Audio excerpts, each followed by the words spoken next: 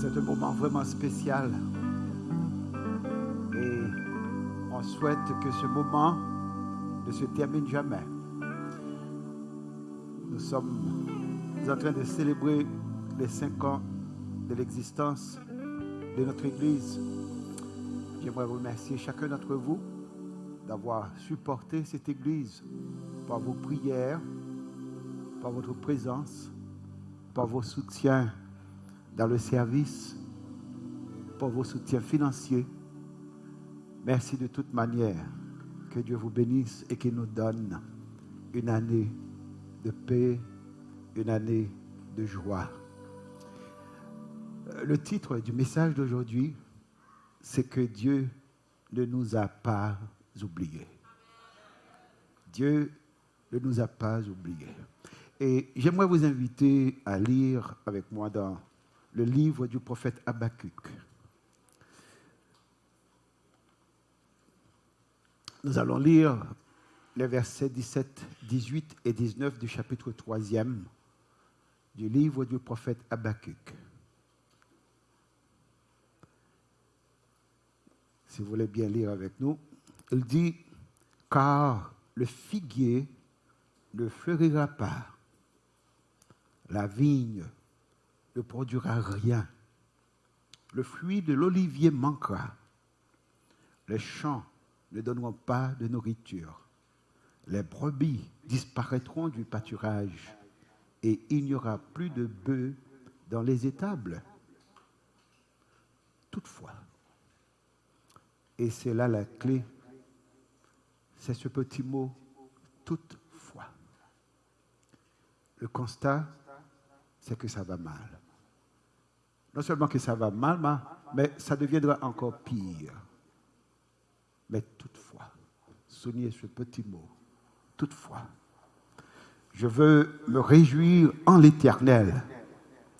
Je veux me réjouir dans le Dieu de mon salut. L'Éternel, le Seigneur, il est ma force. Il rend mes pieds semblables à ceux des biches et il me fait marcher sur des lieux élevés. L'Éternel est ma force. Il rend mes pieds semblables à ceux des biches. Ça veut dire qu'il me fortifie. Et ça, au cours de cette semaine, Dr Elsie Jean-Baptiste, qui est responsable du ministère des Soins à la congrégation, nous a envoyé un document qui parle de la force des pieds. La force des pieds. Et le psalmiste, il a souligné cela. Ce que la science confirme, la Bible l'affirme. Il rend mes pieds semblables à ceux des biches et il me fait marcher sur des lieux élevés. Au moment où le prophète parlait, il n'était pas en train de marcher sur ces lieux élevés. Mais il a déclaré un présent certain. Ça veut dire déjà, Dieu me fait marcher dans ces lieux élevés. Ces versets du prophète Habakkuk ressemblent à une confession de défaite. Ça veut dire que vous et moi, nous nous trouvons dans une situation où nous n'avons absolument plus rien que nous puissions faire. Nous devons accepter la défaite. Ça veut dire que tout est fini. Il n'y aura plus de bœufs, il n'y aura plus de récolte, il n'y a pas d'avenir. Il semble que c'est une confession, un aveu, ou comment on dit, c'est un aveu de défaite. Une sorte de résignation. Résignation à la situation. Et aussi, cette déclaration ressemble à une démission. Non seulement c'est un aveu, mais c'est une sorte de résignation, mais aussi une signature de notre démission. Apparemment, c'est ce que cela veut dire.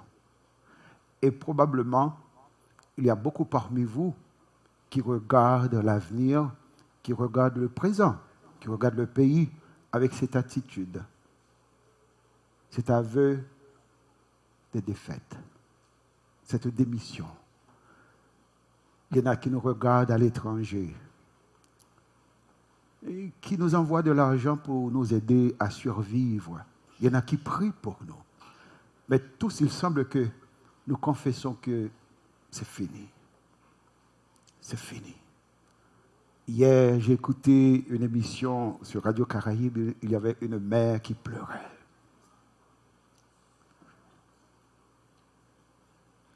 Mais plutôt que de voir dans ce passage du prophète Habakkuk une sorte de démission ou une déclaration de défaite, je vois une déclaration de foi.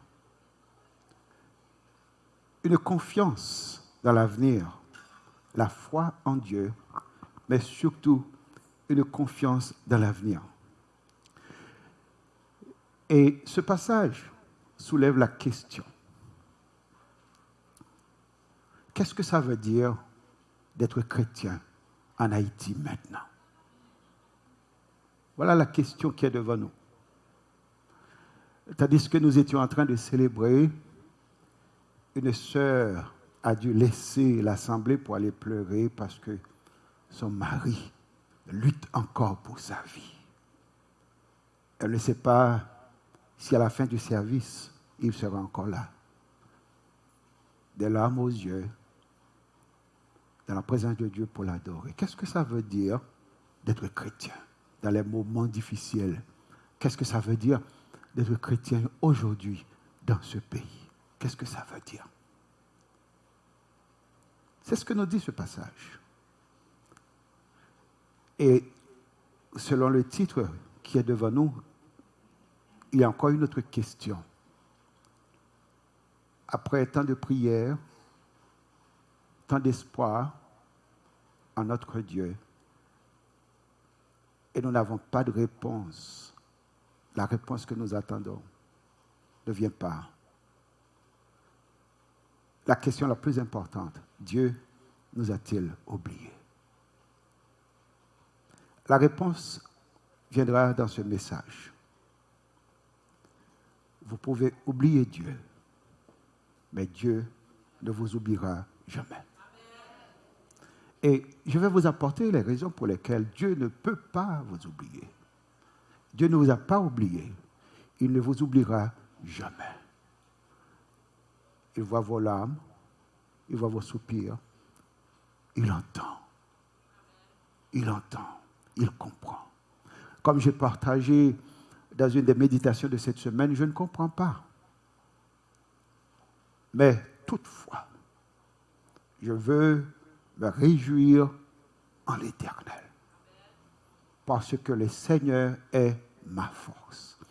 Et ce message veut nous aider à trouver les raisons pour lesquelles, pour espérer. Il y a 4 raisons pour lesquelles que Dieu ne peut pas nous oublier et qu'il ne nous oubliera jamais. La première raison pour laquelle que Dieu ne peut pas nous oublier, c'est que Dieu, par sa nature, ne peut pas oublier. L'une des prérequis ou l'une des conditions pour être Dieu, c'est d'être omniscient. L'omniscience veut dire une connaissance parfaite du passé, une connaissance parfaite du présent, une connaissance parfaite de l'avenir. Et non seulement une connaissance, parfois on peut avoir la connaissance, mais on est obligé d'aller chercher cette information quelque part. Mais être Dieu, c'est d'être constamment et toujours infiniment conscient de tout le passé, du présent et du futur. Voilà pourquoi il n'y a pas d'autre Dieu que l'Éternel, notre Dieu. Parce que personne n'est qualifié pour cela. Je peux avoir une information et puis je l'oublie. Ou je peux avoir l'information, mais je ne suis pas conscient de tout ce que cela veut dire. Mais pour être Dieu, il faut être omniscient. Et l'omniscience veut dire, j'ai une connaissance parfaite du passé. Je sais tout le passé. Votre passé, mon passé, le passé de cet univers, le passé de tout ce qui existe et tout ce qui n'existe pas encore. Il a une connaissance parfaite du passé. Et il ne peut pas oublier, parce qu'il est Dieu. Dans le psaume 147, le verset 5, il est dit, notre Dieu, notre Seigneur est grand, puissant par sa force, son intelligence n'a pas de limite. Voilà pourquoi est-ce que Dieu ne peut pas oublier. Il n'y a pas de limite à son intelligence. Ce qu'il connaît ne peut pas l'oublier. Et si Dieu arrive à oublier, il cesse d'être Dieu. Il cesse tout simplement d'être Dieu. Et voilà qu'il est dit, je suis l'Éternel. Je ne donnerai ma gloire à personne. Dieu ne peut pas oublier. S'il arrive d'oublier, c'est qu'il cesse d'être Dieu. Et il ne peut pas cesser d'être. Il ne peut pas cesser d'exister. Donc Dieu ne peut pas m'oublier. Il ne peut pas oublier ma situation, il ne peut pas oublier mon nom. Il veut tout simplement me rassurer de cela pour me rendre conscient du fait que non, je ne peux pas t'oublier. Je ne t'oublie pas. Là où tu es, même si personne ne voit tes larmes, même si personne ne comprend ta souffrance, même si personne ne se soucie de tes pleurs, mais Dieu dit, je suis conscient, je vois et je comprends. Dieu ne peut pas oublier par sa nature même. Il est Dieu et un Dieu ne peut pas oublier. C'est la première raison pour laquelle que Dieu ne peut pas oublier.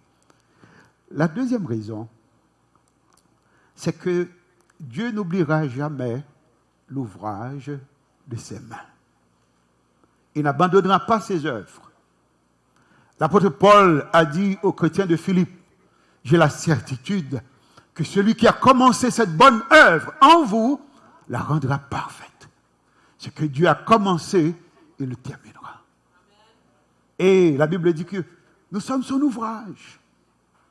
Et a été créé en Jésus-Christ pour les bonnes œuvres. Dieu a un plan pour ta vie. Il a un plan pour ma vie. Et ce qu'il a commencé dans notre vie, il l'accomplira. Il dit, nous sommes son ouvrage. Et dans le psaume 138, verset 8, David a dit, l'Éternel agira en ma faveur.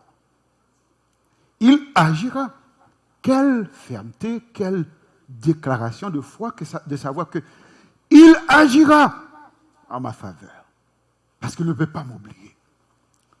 Il agira en ma faveur. L'Éternel, ta bonté dure toujours parce que tu n'abandonneras jamais l'œuvre de tes mains. Vous êtes son ouvrage. Vous avez été créés en son Fils Jésus-Christ. Vous appartenez à Dieu. Et parce que nous sommes son ouvrage, et parce que Dieu ne peut pas oublier l'œuvre de ses mains, Dieu ne vous a pas oublié. Je dirais avec Maestro Romy, Haïti, Dieu ne t'a pas oublié. Et Dieu n'oubliera jamais. Alors la question, mais pourquoi? Pourquoi ne fait-il pas quelque chose? Je ne sais pas. Et c'est là que vient la question, qu'est-ce que ça veut dire d'être chrétien? En Haïti, maintenant, avec toutes les souffrances, toutes les difficultés, qu'est-ce que ça veut dire? Qu'est-ce que ça veut dire d'être chrétien tandis que ma famille traverse des moments difficiles?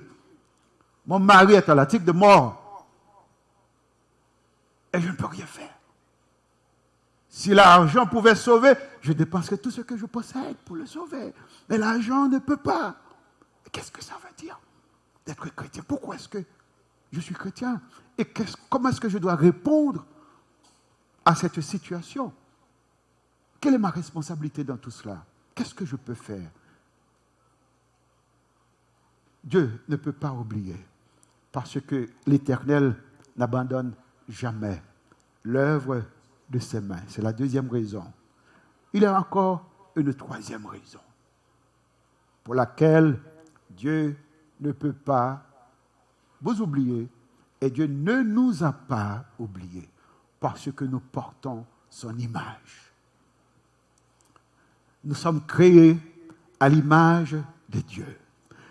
Dans Genèse 1, verset 27, il est dit que Dieu créa l'homme à son image. Il le créa à l'image de Dieu. Et la Bible apporte la précision, parce qu'il y a tellement de confusion dans le monde aujourd'hui au sujet de sexe, des genres, des personnes. Il le créa homme et femme. Rien entre les deux et rien après les deux. Voilà la précision. Il nous a créés à son image. Il les a créés hommes et femmes. Vous êtes venus dans ce monde homme. Vous êtes un homme. Vous êtes venus dans ce monde femme. Vous êtes une femme pour la gloire de Dieu. Il les créa hommes et femmes. Et parce que nous portons l'image de Dieu, peu importe notre sexe, parce que nous portons l'image de Dieu, Dieu ne peut pas nous oublier. Et là, je vais emprunter une illustration d'un prédicateur, parce que les pasteurs font ça souvent. Nous arrivons avec des histoires, parfois nous lisons ces histoires quelque part, ou nous écoutons ces histoires dans une situation quelconque, et nous les utilisons dans nos messages. Et parfois, on emprunte. On ne dit pas que le pasteur a volé cette histoire quelque part. Hein. Il a emprunté de notre pasteur. Parce qu'entre les collègues, ça se fait. Et là, je vais emprunter une illustration d'un pasteur qui nous a parlé. Lorsque vous achetez un appareil électronique ou électrique, peu importe ce que vous achetez, cet appareil vient avec un manuel, n'est-ce pas? Vient avec un manuel. Et c'est dit le manuel du fabricant. Vous allez vous poser souvent la question, pourquoi est-ce qu'il vous donne cet appareil avec un manuel? Pourquoi est-ce qu'il fait ça? Pourquoi est-ce que toutes les compagnies le font? À cause de leur nom. Parce que quand ils font un produit, ils placent leur image ou leur logo ou leur nom sur ce produit. La réputation de la compagnie dépend de la qualité du produit. Et une compagnie qui ose mettre son image sur un produit, avant de sortir le produit, si c'est une compagnie sérieuse, il va s'assurer que ce soit un bon produit. Mais il sait aussi que les gens sont parfois négligents, ils ne savent pas comment utiliser ce produit, et il y en a qui vont l'utiliser mal. Et la réputation du fabricant dépend de la qualité du produit ou le service de ce produit. Alors, ils mettent un manuel du fabricant. Et qu'est-ce qu'il dit dans ce manuel? Il donne une description du produit. Voilà ce produit. Et surtout, parfois dans le paquet, il dit, ce paquet arrive et il donne tous les morceaux qui composent ce paquet. Parce que vous allez avoir besoin de ces éléments pour faire fonctionner votre produit. Et ensuite, il y a un chapitre sur presque chaque élément de ce produit. Mais ce qui est intéressant, c'est surtout à la fin.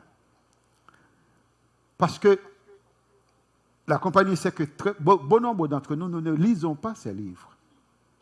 Si vous êtes comme moi, vous avez le produit en main, vous avez hâte de jouir de votre argent, vous ne prenez pas le temps de lire le manuel du fabricant. Et vous commencez à l'utiliser.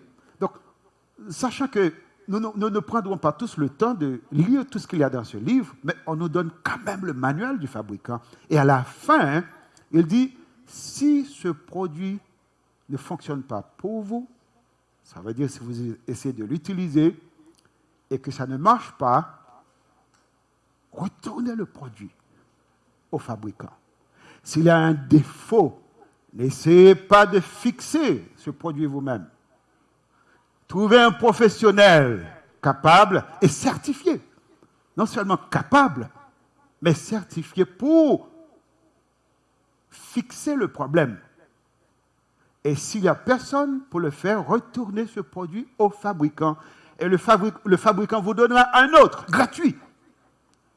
On remplacera pour vous ce que vous avez acheté, parce que la compagnie veut conserver son nom, sa réputation, Parce que sa réputation, c'est son business, c'est son travail.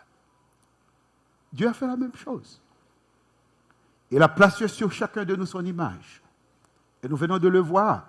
Il a créé hommes et femmes, il les a créés à l'image de Dieu. Il a placé sur vous son image, son nom. Et à cause de ce nom de Dieu qui est sur chacun de nous, il n'y a absolument rien que Dieu ne fera pour nous. Il fera tout pour nous. Avez-vous déjà lu dans le psaume 23, David a dit, tu as fait tout ça à cause de ton nom. Non pas à cause que je suis une personne de bien, une bonne personne, quelqu'un qui est extraordinaire. Non. Tu fais tout cela à cause de ton nom, ta réputation. Dieu ne perdra pas sa réputation. Il dit, je suis l'Éternel, je ne donnerai ma gloire à personne. Nous sommes créés à l'image de Dieu. Il ne perdra pas sa réputation parce que vous êtes son ouvrage. Et la réputation de Dieu dépend de votre fonctionnement, dépend de votre bien-être, dépend de votre succès. Dieu ne nous a pas créés pour l'échec. Il ne nous a pas créés pour vivre dans la misère parce que ça ne glorifie pas Dieu. Il ne prend aucun plaisir dans notre souffrance. Sa gloire, c'est de nous voir heureux. Il veut qu'on prospère. Bien-aimés, j'espère que vous allez prospérer à tous égards. À tous égards. Sa réputation, c'est votre bonheur. Il ne peut pas vous oublier. Je ne sais pas combien de fois dans l'Ancien Testament, le peuple d'Israël s'est trouvé dans une situation exécrable, misérable, à cause de sa désobéissance, à cause de son péché. Dieu est allé chercher ce peuple et a dit, je le fais par amour pour moi, pour mon nom. Je le fais pour moi. Et il y a des choses que Dieu veut faire pour vous, qu'il veut faire pour moi, qu'il veut faire pour notre pays. Non pas parce que nous le méritons, mais à cause de son nom. Nous portons l'image de Dieu. Il ne peut pas nous oublier. Mais c'est quoi le problème? Nous ne prenons pas le temps de lire le manuel du fabricant. Parce que Dieu donne des instructions comment vivre, comment gérer une famille, comment gérer ta vie personnelle, comment gérer un pays. Dieu le dit comment le faire. La justice élève une nation, mais le péché est la ruine des peuples. Toutes les nations qui oublient Dieu iront à la destruction. C'est ce que la Bible dit, le manuel le dit. Mais nous ne lisons pas le manuel du fabricant. Et quand nous avons un problème, que faisons-nous? Le fabricant va dire, s'il y a un problème, retournez le produit vers le fabricant. Il va vous donner un autre. Mais ça veut dire aussi de reconnaître que c'est lui le fabricant. Et c'est lui qui a l'autorité finale. Et quand nous avons des problèmes, nous faisons tout. Et au dernier recours, quand ça ne marche pas, on se tourne vers Dieu, le fabricant. Mais l'appareil s'est déjà tout endommagé parce que vous avez été chez des charlatans qui ont tout dérangé, qui ont tout brisé. Et vous apportez le reste à Dieu. Oh, ma bête, bon Dieu, tirez ça, c'est pour bon Dieu. Vous déjà attendez ça, tirez ça, tirez ça, ouais. Pour bon Dieu. Il y a des gens qui ne pas dit tirez ça pour bon Dieu, tirez ça, c'est pour le peuple. Hein? Mais non. Dieu ne peut pas nous oublier. Parce qu'il est Dieu. Par sa nature, il ne peut pas oublier. Dieu ne peut pas nous oublier parce que nous sommes son ouvrage. Il a un but, il a un plan pour la vie de chacun de nous. Même si nous traversons des moments difficiles, il est encore Dieu dans notre vie. Et c'est ce que le prophète a réalisé. Je vais être privé de tout cela. Mais toutefois, je veux me réjouir en l'Éternel. La source de ma joie, ce n'est pas la situation dans laquelle je me trouve, mais c'est ma relation avec mon Dieu. Je veux me réjouir non pas dans ma santé, non pas de ma richesse, non pas de ma connaissance, mais je veux me réjouir en l'Éternel. Il y a une quatrième raison pour laquelle que Dieu ne peut pas nous oublier. Dieu ne peut pas nous oublier parce qu'il nous aime. Il ne veut pas t'oublier, il t'aime. La Bible dit que Dieu a tant aimé le monde qu'il a donné ce qu'il a de plus précieux, il a donné son Fils unique, afin que quiconque croit en lui ne périsse point, mais qu'il ait la vie éternelle. Vous allez dire, oui, mais c'est le monde, c'est général, mais il n'y a rien de spécifique. Moi, je suis un grain de poussière dans tout cela. Et la Bible dit, Dieu prouve son amour envers nous, envers toi, envers moi, en ce que lorsque nous étions encore des pécheurs, Christ est mort pour nous. Mais il y a encore plus que cela. Lisons ce passage dans Ésaïe, le prophète Ésaïe. Dans Ésaïe, chapitre 54, le verset 10. Israël se trouvait dans une situation semblable à la nôtre, comme peuple. Il semble que Dieu les avait oubliés. Le peuple souffrait dans l'humiliation. Il y avait toutes sortes de malheurs qui tombaient sur ce pays. Et à ce moment-là, Israël a dit, comme peut-être vous êtes en train de le dire, et comme peut-être Haïti est en train de le dire maintenant, Israël a dit, l'Éternel nous a oubliés. Et Dieu, comme on dit en bon créole, il estomaquait, il choquait. Il dit, mais comment est-ce que vous pouvez croire une telle chose? Il dit, quand même les montagnes s'éloigneraient, quand les collines chancelleraient, mon amour ne s'éloignera point de toi. Et mon alliance de paix ne changera point, dit l'Éternel qui a compassion de toi. Et il dit au peuple d'Israël, j'ai gravé ton nom sur la paume de ma main pour ne plus jamais t'oublier. Non pas parce que j'ai la capacité d'oublier, mais c'était pour te rassurer que ton nom est écrit là sur la paume de ma main et que je ne t'oublierai jamais. Dieu prend ici un cas impossible. Il dit même si le pire arrivait, vous pouvez douter de tout, mais il ne faut jamais douter d'une chose. Il ne faut jamais croire que Dieu nous a abandonnés. Pourquoi? À cause de son amour. Il a compassion de nous.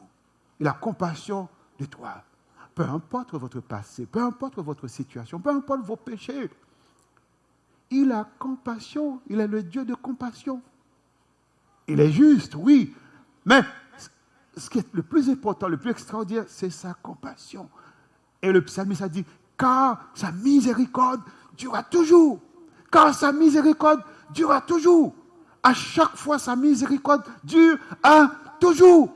Parce que les bontés de l'Éternel ne sont pas épuisées. Et ses compassions ne sont pas à leur terme. Elles se renouvellent chaque matin. Nous servons un Dieu fidèle qui s'est engagé envers nous. Et il ne nous oubliera jamais. Donc la question, qu'est-ce que ça veut dire d'être chrétien maintenant? Quand je souffre, quand j'ai peur la nuit, quand je ne peux pas faire tout ce que j'avais l'habitude de faire, quand tout a changé autour de moi, quand il y a tant de malheur, qu'est-ce que ça veut dire d'être chrétien? La première chose, être chrétien veut dire d'abord vivre dans la joie et non dans la peur. Merci. Merci. La Bible dit, si on donne un verre d'eau à un prédicateur, on recevra une bénédiction infinie. Elle est intelligente, hein? Ta bénédiction viendra. La première chose que ça veut dire, de vivre dans la joie et non dans la peur. Il y a beaucoup parmi vous qui ont peur. Vous avez tellement peur que vous avez cessé de vivre. Vous avez peur du présent, vous avez peur du passé, vous avez peur maintenant du présent et vous avez peur encore de l'avenir. Vous posez la question, va-t-il avoir un avenir? Et le prophète a dit, c'est vrai que l'olivier ne fleurira pas. C'est vrai qu'il n'y aura pas de bœufs dans les étables, mais en toute foi, j'ai confiance dans l'avenir parce que j'ai confiance en mon Dieu. Il y a un avenir. Comme a dit Martin Luther King Jr., peut-être que je ne serai pas là avec vous dans cet avenir. Il a dit, mais j'ai été sur la montagne. Mes yeux ont vu la gloire. L'avenir sera belle. Il y a un avenir. Moïse a regardé la terre promise, a dit, je ne pourrai pas traverser le Jourdain avec vous, mais la promesse de Dieu est certaine. Dieu vous mettra en possession de ce pays parce que c'est votre avenir. Il y a un avenir. Même si je ne le vois pas, ben j'y crois.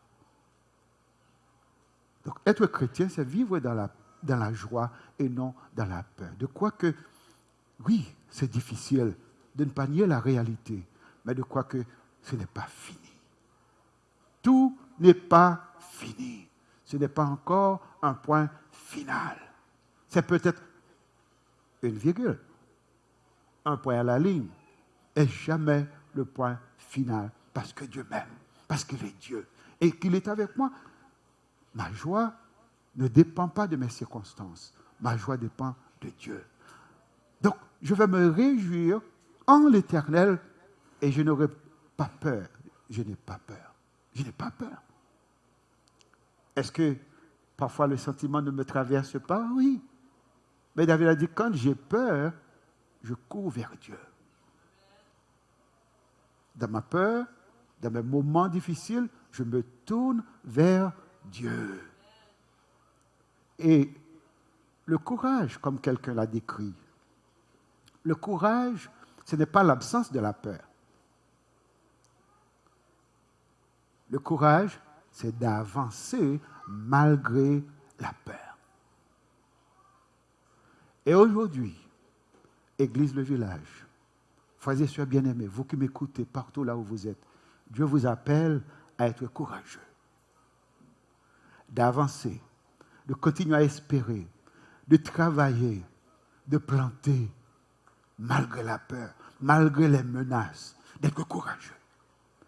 Et à un certain moment donné, on avait même baptisé notre église, une église, quoi?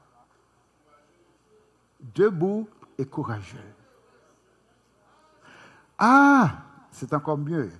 Une église dangereuse et courageuse. Ça veut dire qu'on est dangereux, dans le sens que on a une vision, on a une mission, on veut s'attacher à cette mission et on ne veut pas se laisser distraire par quoi que ce soit. On va accomplir ce que Dieu nous a appelés à faire. Et hier, on a passé du temps ensemble pour reviser l'essentiel de notre Église, pour dire, voilà qui nous sommes. Et le jour viendra où je passerai avec vous à travers tout cela, pour vous dire, voici ce que nous sommes, et nous n'allons pas nous laisser distraire. L'année dernière, on n'a même pas célébré l'anniversaire de l'Église. Pourquoi? Parce qu'on a eu peur.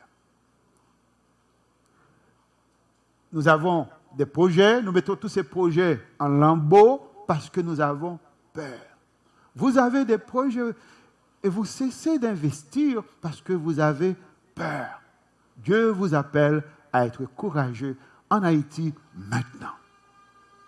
Voilà qu'est-ce que ça veut dire d'être chrétien. De vivre dans la joie et non dans la peur. Ça veut dire être courageux malgré la peur. Parce que la peur est un sentiment humain. Ce sentiment vous traversera d'un moment ou l'autre. Mais malgré la peur, il ne faut pas cesser de vivre. Il ne faut pas cesser d'espérer. Parce que c'est le but même de l'ennemi. De vous décourager pour vous empêcher d'espérer.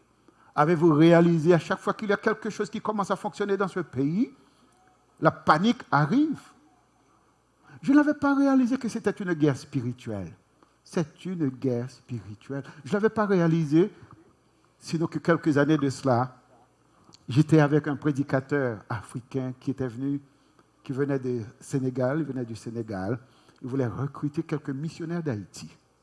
Nous étions dans une autre église. Et on était en train de vivre ce moment extraordinaire de communion avec Dieu, de commencer à comprendre qu'à travers toutes nos souffrances comme peuple, à travers l'esclavage, à travers tout ce qui s'est passé dans ce pays, Dieu avait un plan, Dieu avait un but. Le but, c'était de nous préparer à apporter l'espoir à d'autres peuples qui souffrent, ceux qui n'ont pas la lumière de l'Évangile. Et malgré ce qui nous est arrivé, Dieu nous a donné l'Évangile. Alors, on était prêt à mobiliser une équipe pour aller au Sénégal. À ce moment-là, une voix s'élevait dans l'assemblée. Mais ça m'a tiré de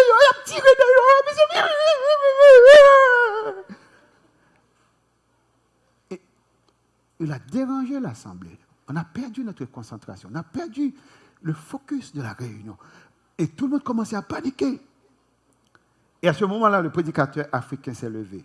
Il a dit, Haïtiens, ressaisissez-vous. Il faut se ressaisir. Il dit, ça c'est une attaque spirituelle. Parce que nous sommes en train de discuter quelque chose de très important pour ce pays et pour les pays d'Afrique. Voilà, la distraction arrive, il y a tiré d'ailleurs. Qui était tiré d'ailleurs? Rwanda. Là, on fait une tire à sortir. Mais c'est dans le moment où ça panique l'arrivée pour déconcentrer sur ce qui t'a fait là. Et c'est ce qui arrive à chaque fois que nous voulons faire quelque chose de bien. Il y a ces mains qui sont là pour nous perturber, pour nous décourager, pour nous détourner, pour nous distraire. Et ainsi, on ne prend pas le temps de construire, on passe son temps à se cacher, à essayer de se plaindre. Non, ce n'est pas ce que cela veut dire d'être chrétien en Haïti maintenant. Dieu vous appelle à quelque chose. Eh bien, votre joie est en Dieu. La deuxième chose, non seulement que je suis appelé à vivre dans la joie et non dans la peur, mais Dieu m'appelle à vivre une vie engagée. Non pas une vie de confort. Nous cherchons le confort. Pourquoi est-ce que vous ne faites rien à cause de ces moments difficiles? Parce que vous n'êtes pas assez confortable. Habakkuk a dit, le confort va disparaître. Il n'y aura plus de confort. Les temps difficiles arrivent. Nous sommes dans ces temps difficiles. Allons-nous cesser de vivre?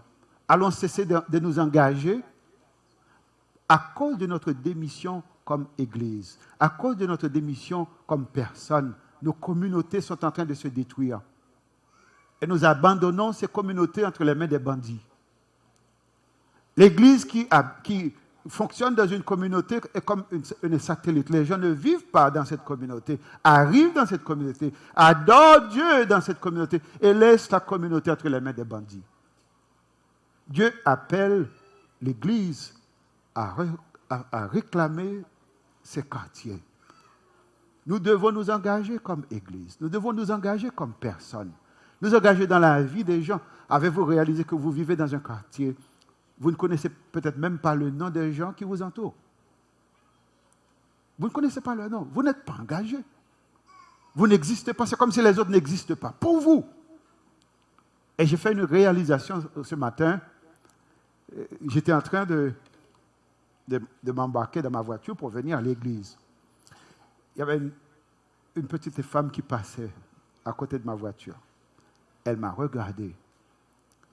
Elle ne m'a pas salué. J'ai pris le temps de la saluer. Et puis, il m'est venu une idée. J'ai dit, mais comme les choses ont changé dans ce pays. Autrefois, je serais un notable dans le quartier. Et tous les petits allaient se courber devant moi pour me saluer parce qu'ils auraient peur du notable. Et maintenant, ils passent à côté, ils ne me voient même pas. Ce n'est pas petit qui salue Go, encore qu'on a ce Go qui a le genou devant petit. Et puis je me suis dit, mais, me courber pour me saluer, est-ce que c'est parce qu'il me peur? Il dit non, ce n'est pas parce qu'il me peur. Dès qu'à passer, ça va déranger. Moi, je veux faire connaître que moi, ouais. Moi, ouais. Ou exister. Peut-être c'est on reste avec. Je ne connais. Il ne pas semblé qu'il n'y a rien de particulier, rien d'important. Mais je veux le connaître que moi-même qui est habillé par l'église, qui va monter voiture, lui-même qui est pieds nus, qui. Ouais. Et je veux faire connaître son monde. Moi, salue. Pas parce qu'il me peur. Parce que quand tu es des murs, même si vous débordez, vous pas besoin de moi. Alors, nous devons nous engager dans la vie de notre communauté. Nous devons nous engager dans la vie des gens. On arrive à l'église, on adore Dieu, on retourne chez soi, on fait ce qu'on a à faire avec sa famille. Si on a des amis chrétiens, on passe son temps avec ses amis chrétiens et c'est tout. On n'est pas engagé et parce que nous ne sommes pas engagés, le pays est maintenant entre les mains des bandits. Et Peter a pétriste. Qu'est-ce que ça veut dire d'être chrétien maintenant? On passe son temps à se plaindre parce que les choses sont mauvaises? Non, on s'engage parce que les choses sont mauvaises. On ose faire, on ose s'engager dans la vie des gens, on ose investir dans la vie des gens, dans la vie de notre communauté, parce qu'on est chrétien. Parce que l'apôtre Paul dit aux chrétiens de Philippe qu'ils devraient briller en ce temps de ténèbres, au milieu de cette génération perverse et corrompue, ils devaient briller comme des lumières.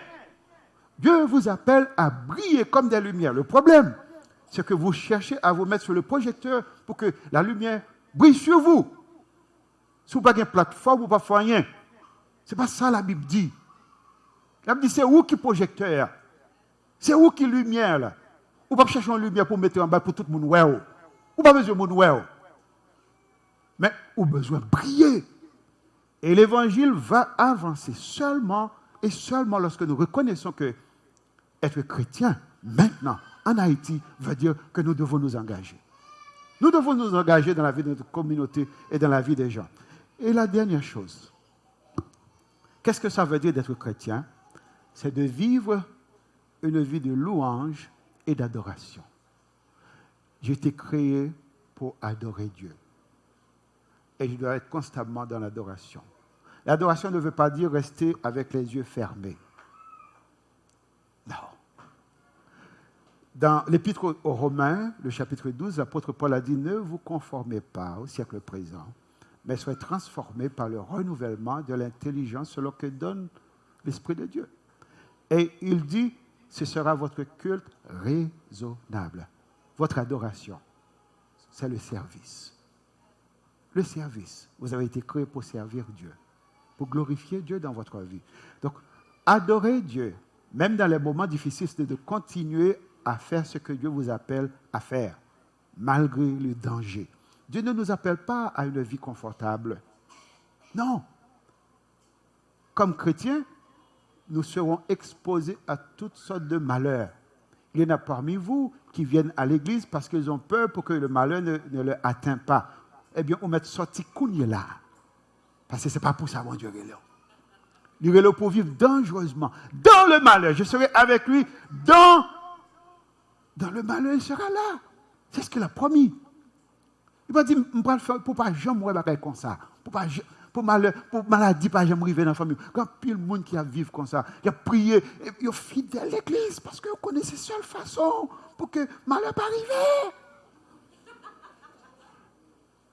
C'est pas ça.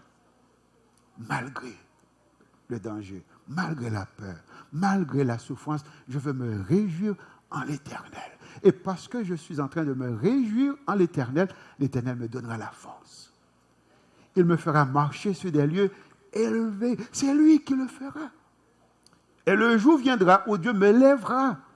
Dieu vous élèvera. Mais si vous murmurez maintenant, si vous n'agissez pas maintenant, et vous ne vous réjouissez pas en l'Éternel maintenant, Dieu va attendre. Il dit, là auprès. Voilà. Le manuel du fabricant. À cause de Dieu lui-même, il est Dieu. Il ne peut pas oublier. Il doit avoir une connaissance parfaite du passé, présent et futur. Dieu te connaît. David a dit, tu vois, tu comptes les pas de ma vie errante. Il compte. Tu recueilles mes larmes dans ton outre. Il le fait. Il n'y a aucun détail qui échappe à son contrôle. Non seulement parce qu'il est Dieu, mais parce que nous sommes son ouvrage. Dieu ne peut pas nous oublier parce que Dieu n'abandonnera jamais l'œuvre de ses mains. Dieu ne peut pas nous oublier. Pourquoi? Parce que nous portons son image. C'est sa réputation. Ce qui nous arrive affecte la réputation de Dieu. Il ne peut pas nous oublier. Il doit nous secourir. Il doit venir à notre secours. Il doit nous aider. Il ne peut pas nous oublier parce qu'il nous aime. Alors, si il est avec nous, de quoi est-ce que nous avons peur? Pourquoi est-ce que nous avons cessé de vivre? Pourquoi est-ce que nous avons peur de l'avenir? Amis, C'est le moment de nous réveiller. C'est notre 5e anniversaire. Cette année, nous prions que cette année soit différente des autres années. Il va y avoir des confusions, il va y avoir du danger. Mais toutefois, nous n'allons pas nous arrêter. L'église, le village est debout maintenant. Que nous soyons capables de nous réunir physiquement, nous allons continuer notre mission et que nous n'ayons pas cette opportunité, nous allons continuer et nous serons plus proches de vous que jamais. Et l'Église va répondre à sa vocation. Nous n'attendrons plus. Cette année, nous allons nous lever et nous allons faire confiance à Dieu. Nous allons avancer malgré la peur, malgré les dangers. Nous allons continuer à remplir notre mission. Et pour remplir cette mission, nous devons nous engager dans la communauté là où nous sommes. Dieu vous appelle à briller là où vous êtes. Brillez pour le Seigneur. Que votre lumière luise devant les hommes, afin qu'ils voient vos bonnes œuvres et qu'ils glorifient votre Père qui est dans les cieux. Nous vivons temps, c'est l'égoïsme. Tout le monde a vu pour eux-mêmes. Vous n'avez pas même besoin de photographe pour faire photo vous-même. C'est le moment pour nous suspendre égoïstes, pour nous garder autour de nous. Dans le quartier côté où il est. Gardez pour qui différence au café côté où il est. On va prendre compte que là, on commence à briller comme des flambeaux. On n'a pas peur en rien parce que pas aucune menace qu'a faite sur la vie au côté où il est. Parce que sécurité, c'est une question d'environnement. Sécurité, c'est une question d'environnement. Si l'environnement n'est pas bon, ou peur. Mais si on brille pour bon Dieu dans l'environnement côté où il est, on voit que c'est moi même qui a bonne sécurité. C'est oui qui a bonne sécurité. Alors, amis, Dieu ne nous a pas oubliés. Vous pouvez oublier Dieu. Vous pouvez oublier la parole de Dieu, les principes de la parole de Dieu. Mais Dieu ne nous oubliera jamais. Alors, bonne fête, Église Le Village. Et que Dieu soit avec nous cette année. Merci.